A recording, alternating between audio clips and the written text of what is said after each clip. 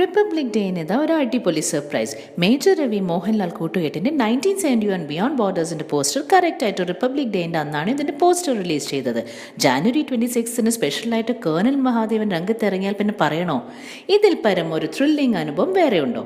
Major Mahadevan സീരീസിലെ 4ാം അത്ഭുതത്തിൽ Mohanlal double റോളിലാണ് വരുന്നത്. Colonel മഹാദേവനൊപ്പം അച്ഛൻ മേജർ സഹദേവനും. ഇന്തോ പാകിസ്ഥാൻ വാർ കേന്ദ്രീകരിച്ച് ഒരു ഇന്ത്യൻ വാർ ഡ്രാമയാണ് ഈ സിനിമ. 1971 ബിയോണ്ട് ബോർഡേഴ്സ് ഒരേ സമയം മലയാളത്തിലും ഹിന്ദി ആൻഡ് തമിഴ് റിലീസ് ചെയ്യാനാണ് പ്ലാൻ. ഈ സിനിമയ്ക്ക് വേറെ ഒരു പ്രത്യേകത കൂടിയുണ്ട്. നായകൻ അല്ലു അർജുന്റെ ബ്രദർ അല്ലു സിരീഷും ഇതിലൊരു പ്രധാനപ്പെട്ട റോളിൽ അഭിനയിക്കുന്നു. ആശ ശരത്താണ് ഇതിൽ മോഹൻലാലിന്റെ നായികയായിട്ടുള്ളത്. ഇതും പ്രേക്ഷകർ കാത്തിരിക്കുന്ന ഒരു ജോഡിയാണ്.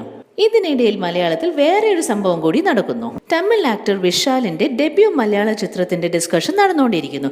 സിനിമയുടെ ഡയറക്ടർ ഉണ്ണികൃഷ്ണൻ ഈ വാർത്ത സ്ഥിരീകരിച്ചു. ഇതിൽ വിശാൽ ഒരു നെഗറ്റീവ് റോൾ ചെയ്യുന്നു എന്നാണ് കേൾക്കുന്നത്. മാഡംബി ആൻഡ് ഗ്രാൻഡ് മാസ്റ്ററിനു ശേഷം മോഹൻലാൽ ബി ഉണ്ണികൃഷ്ണൻ ഒന്നിക്കുന്ന പുതിയ ചിത്രത്തിലൂടെയാണ് വിശാൽ മലയാളത്തിൽ തന്റെ ഡെബ്യൂ എൻട്രി നടത്തുന്നത്. മാഡംബിയും ഗ്രാൻഡ് മാസ്റ്ററും സൂപ്പർ ഡ്യൂപ്പർ ഹിറ്റുകളായിരുന്നു. ഈ സിനിമയുടെ കൂടുതൽ വിശേഷങ്ങൾക്കായി നമ്മൾക്ക് കാത്തിരിക്കാം.